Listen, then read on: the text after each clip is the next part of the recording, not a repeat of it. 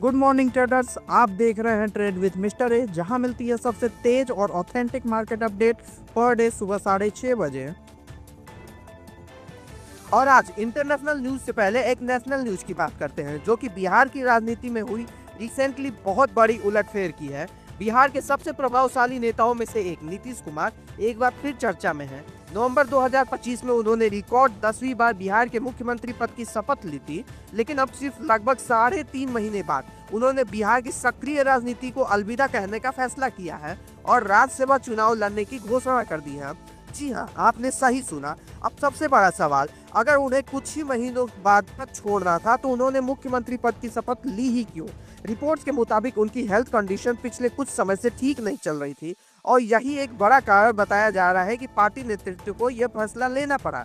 लेकिन दोस्तों, राजनीति में फैसले अक्सर सिर्फ एक कारण से नहीं होते। क्या आपको लगता है कि यह फैसला सिर्फ स्वास्थ्य की वजह से है या इसके पीछे कोई बड़ी राजनीतिक कैलकुलेशन भी हो सकती है?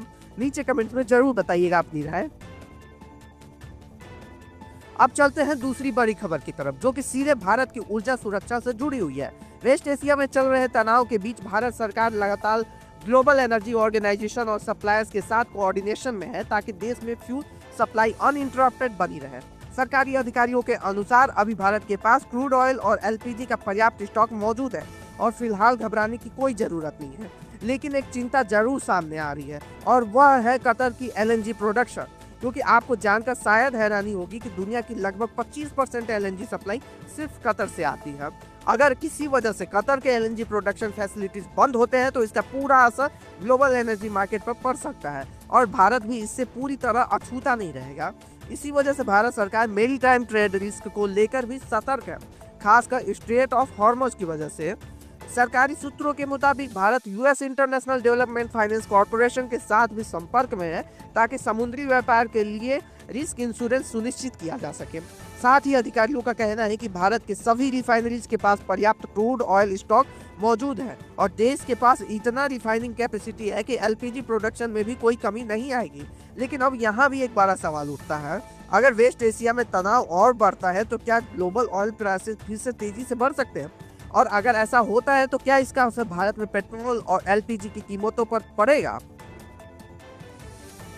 आगे बढ़ने से पहले अगर आप अभी तक हमारे चैनल को सब्सक्राइब नहीं किए हैं तो जल्दी से सब्सक्राइब कर लें, ताकि आप कोई भी अपडेट मिस ना करें। अब चलते हैं अगली बड़ी खबर की तरफ, जो जुड़ी है मिडिल ईस्ट से आने वाले निवेश से।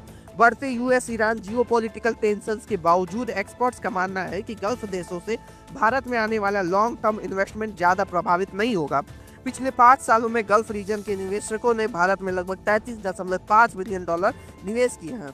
इस निवेश में सबसे बड़ा रोल रहा है सोवरेन वेल्थ फंड्स का, यानी ऐसे सरकारी निवेश फंड जो लॉन्ग टर्म स्ट्रेटेजी के साथ पैसा लगाते हैं। 2025 में ही $7 बिलियन से ज्यादा भारत का निवेश आया।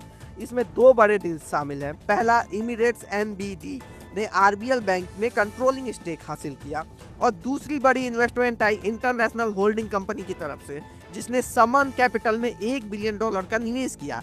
एक्सपर्ट्स का कहना है कि गल्फ से आने वाला ज्यादातर पैसा प्राइवेट मार्केट और लॉन्ग टर्म प्रोजेक्ट्स में आता है, न कि short term stock market trading में। यही वजह है कि कैपिटल काफी स्टिकी होता है, यानी जियोपॉलिटिकल टेंशन से तुरंत बाहर नहीं निकलता है। वहीं कल गुरुवार को नाल्को के शेयर में जबरदस्त तेजी देखने को मिल रही है। स्टॉक करीब 8% तक उछल गया है और पिछले 3 दिनों में यह 12% से ज्यादा चढ़ चुका है। अब सवाल यह है, अचानक इतनी तेजी क्यों? मार्केट डेटा के मुताबिक सुबह 11 बजे तक 2 करोड़ से ज्यादा शेयरों की ट्रेडिंग हो चुकी है, जबकि पिछले 20 दिनों का औसत सिर्फ 30 लाख शेयर का था, यानी वॉल्यूम में जबरदस्त उछाल आई है। लेकिन असली वजह क्या है? दरअसल यूएस और ईरान के बीच बढ़ते तनाव का असर अब ग्लोबल एल्युमिनियम सप्लाई पर दिखने लगा है। इसी बीच क्वाटलम, जो कि कतर एनर्जी और नॉर्स्क हाइड्रो का ज्वाइंट वेंचर है, उसने अपने 650 KTPA एल्युमिनियम स्मेल्टर को कंट्रोल्ड शटडाउन पर डाल दिया है। और इतना ही नहीं, कतर ने चल रहे युद्ध के कारण गैस सप्लाई पर फोर्स मेजोर भी इन्वोक कर दिया है। इसका सीधा असर ग्लोबल एल्युमिनियम मार्केट पर पड़ा है। दूसरी ओर एल्युमिनियम बहरीन BSC ने भी अपने कुछ सप्लाई एग्रीमेंट्स में फोर्स मेजोर क्लाउज एक्टिवेट कर दिया है और कुछ ग्राहकों को एल्युमिनियम डिलीवरी रोक दी है। इसका परिणाम यह निकला कि ग्लोबल एल्युमिनियम प्राइसेस 2022 के बाद सबसे ऊंचे स्तर पर पहुंच गए हैं। तो दोस्तों, आज की मार्केट अपडेट यही थी। कैसी लगी आपको ये खबरें? अपनी राय कमेंट सेक्शन में लिखना न भूलिए। और हाँ, अगर आप चाहते हैं कि आपको हर दिन ऐसी ही न्यूज मिलती रहे, तो चैनल को सब्सक्राइब कीजिए और बेल आइकन दबा दीजिए ताकि कोई भी अपडेट मिस न हो। मिलेंगे कल नए अपडेट्स के साथ, तब तक के लिए हैप्पी ट्रेडिंग।